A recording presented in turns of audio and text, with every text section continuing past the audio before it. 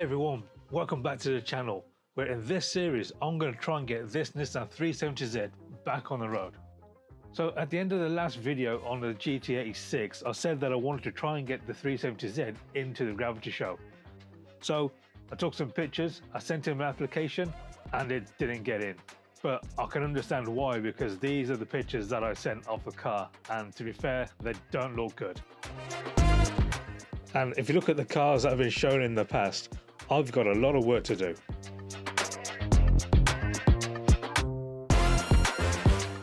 But then I received another email from the team at the Gravity show saying that I can reapply to get the 370Z in the show. Before I do any mods, I've got to tidy up the bodywork. There's some damage to the A-pillar that needs to be sorted. There's a ton of fake carbon fibre trim that needs to get taken off. The door handles are completely different colours, so that needs sorting. And I've also got to sort out the headlights. So the first thing I need to do is start repairing the rear bumper. It looks like the previous owner used an angle grinder to take that badge off.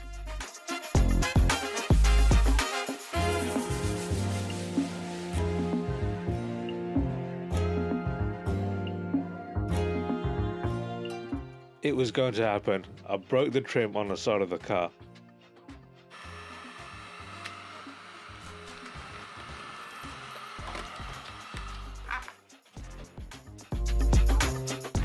So right now inside the car, the noise level is around 80 decibels, which is really loud. So I wanted to see how much sound deadening was actually in the boot of the car, and turns out there was none. So now I'm using some Dynamat to try and reduce that noise level, because on a long run that could end up being a bit too much.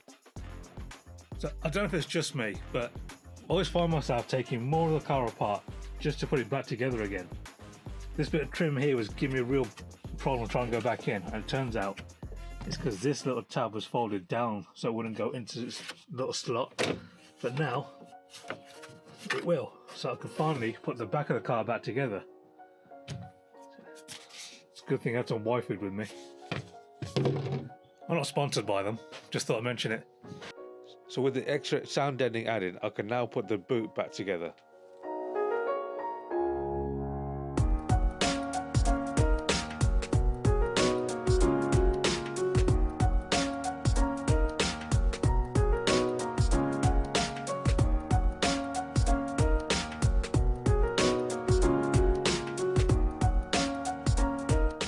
So I flattened back the body filler, and you can see now all these witness marks where the damage was caused. I don't know why they would have gouged into it as much as they have, but it's one of them. I've just got to put a bit of spray filler over the top of this, and that'll just fill in any little crevices that I can't get to with the body filler. And hopefully that'll be good enough to get the wrap over the top, and we won't see that coming through.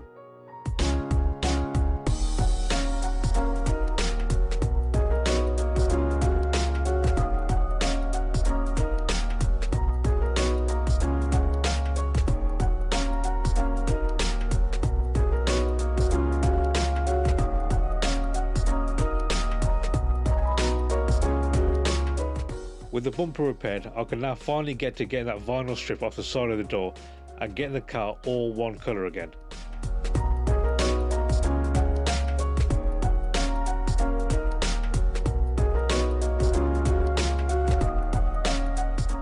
So just off camera, I've started to flatten this back a bit with some 1200 grit wet and dry, just to take off some of this edge so there's not like a sharp edge when I apply the high build primer.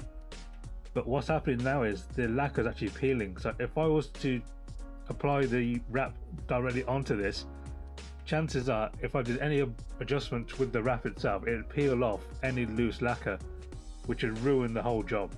So it's a good thing I spotted it, but hopefully with some high build primer it'll stop this from getting any worse, so when I do apply the wrap I shouldn't have any problem with it sticking to it.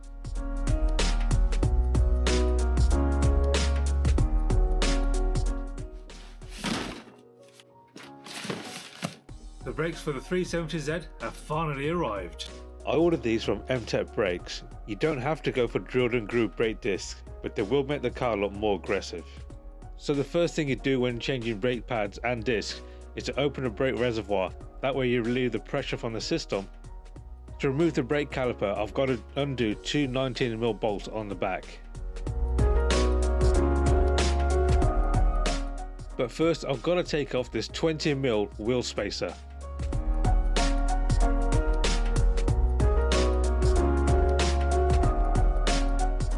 Changing brake pads on these kind of calipers is really easy. There's only 2 pins that actually hold the pads in place. But I'll find out later on that actually there's some more parts missing on all of the brake calipers. The new pads are going to be much thicker than the old ones, so I've got to push the piston back into the caliper. So I'm using a screwdriver just to pry back against the brake pad and the brake disc. So with the old pads out, all I've got to do now is take the bolts out the back of the caliper and then rest the caliper on the arm.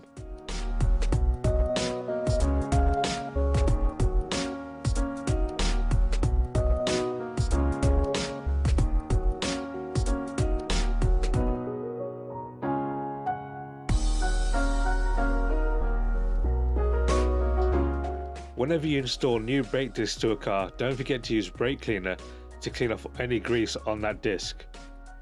And now it's a case of just reassembling the brakes in the reverse order of taking them off. These new brakes look so much more aggressive, it might actually give the car some more stopping power.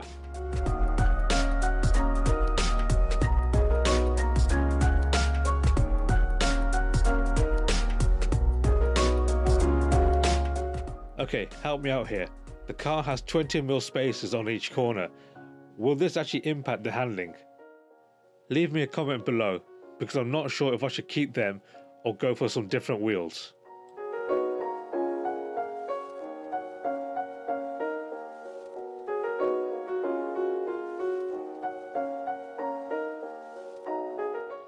All I need to do now is get the front brakes done and the car is almost ready.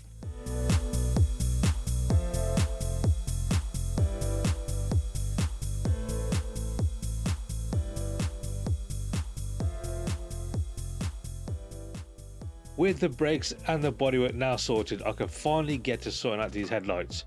So the first thing I need to do is mask off around the headlight so I don't cause any damage to the bodywork. To restore the headlights, I'm going to do it in 2 phases. First, I'm going to use wet and dry paper to remove all the contamination that's been built up. I'm going to work through from 800 grit up to 3000 grit wet and dry paper, and that should hopefully give me the finish that I need. Now the headlight does look like it's worse than I first started, but trust me, it will look so much better. And to do this, I've actually bought a polisher to help finish it off. I bought this polisher off eBay for around £80, and it actually comes with 3 different head sizes, which makes it very versatile. I'm only using a medium grade polish to get rid of these finer scratches. And this is the final result of around about an hour's worth of work. So comparing the 2 headlights, the passenger side looks so much better, and now I'll get to do it all over again and do the driver's side. So I did the driver's side headlight off camera, and now I can finally give the car a wash. The first one it's had in 2 years. Now I'm not a detailer, but I think it looks so much better.